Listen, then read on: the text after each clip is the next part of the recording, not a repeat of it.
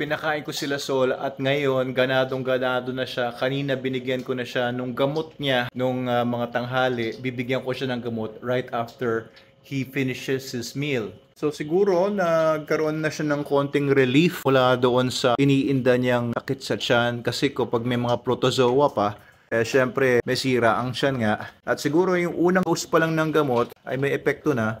Kasi sunggab kagad siya sa food niya. Ayan, so hopefully, okay naman siya. Yung poops niya ay malambot pa. Pero ito sana, sa mga susunod na araw ay okay na siya. Itutuloy-tuloy ko yung gamot niya for the next 5 days. And si Logan naman, ayun, kumakain naman siya. Very good naman si Logan.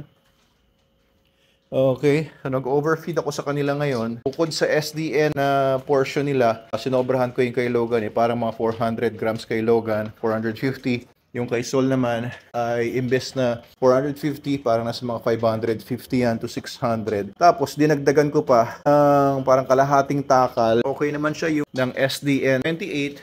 Kalahating takal din ng SDN 28 yung kay Logan. Kasi nangihinayang naman ako sa SDN 28 na ito. Hindi ko na pinakain sa kanila. Kaya nandiyan lang. Unti-unti nating maubos. Sayang naman. Pwede naman ihalo guys, yung mga SDN natin, SDN 28 man, SDN 22, 21. Pwede naman paghalo-haluin yun. Of course, medyo lalabnaw lang yung SDN 42 kapag hinaluan ng SDN 28 or SDN 21.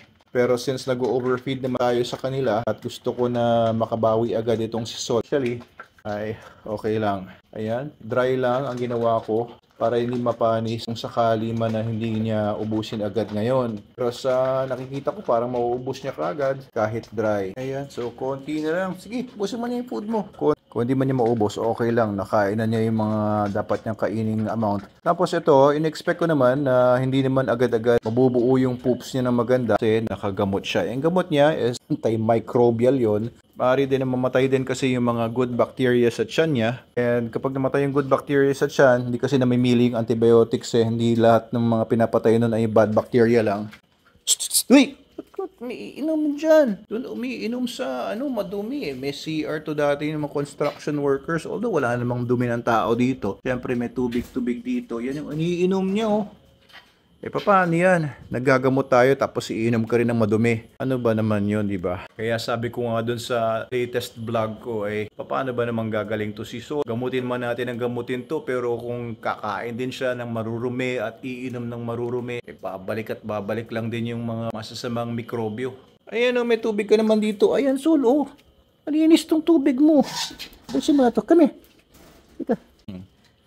So, pagka pinagalitan ito, tampo kagad siya. Oo, malungkot kagad. Okay, busin mo na yung food mo. Ayan. Busin mo yung food mo.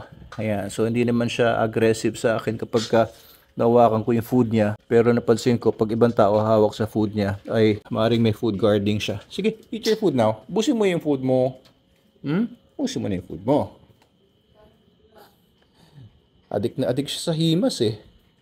Kaya ako, nililimitahan ko lang yung himas-himas sa kanya, laro-laro. Kasi sobrang gustong-gusto niya.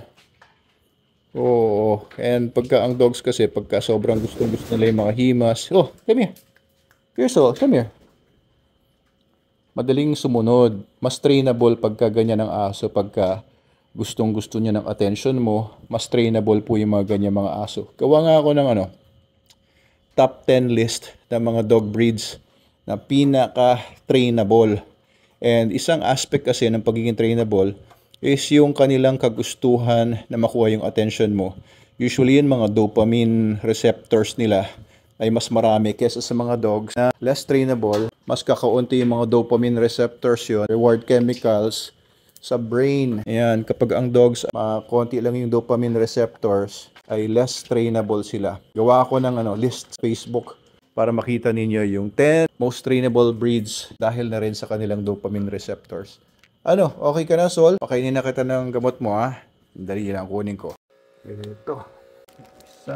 Sol, come here. Hindi ito sa'yo, Logan. Hello, Sol. Sit. Sol, come here. Come here, Sol.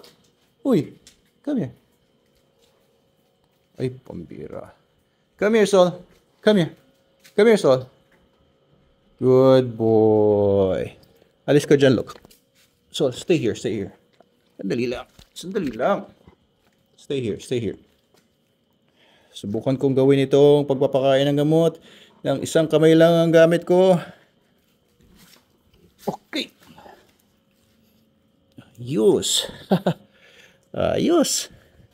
O, yun lang po ang papakita ko sa inyong stunt. Ganun lang po magpakain ng gamot sa aso. Ipapasok niyo po doon sa gilid. Kasi doon sa gilid ng bibig ng aso, may mga portions doon na walang ngipin. Doon sinasaksak yun sa may lalamunan na tinusok kong pa ganon. Tapos sinara ko kagad yung bibig niya. Tapos massage para malunon niya kahit hindi niya gusto lunukin. Napainom na natin ng gamot si Sol. Second na gamot niya. Very good. Pagaling ka na, Sol, ha? Pupups ka pa ba doon o hindi na? Diyan ka lang. Sasara ko na tong pintuan mo, ha? Sige. Good night na, Sol. Good night na. Halika. Good night. Very good. Sige, ha? Pagaling ka na, ha? O, at least, no? Konti na lang ang natira niya dun sa SDN niya. Nakakain siya ng marami ngayon. Ayan, magre-recover na yan. Siguro, in the next few days, kakapal na ulit si Sol.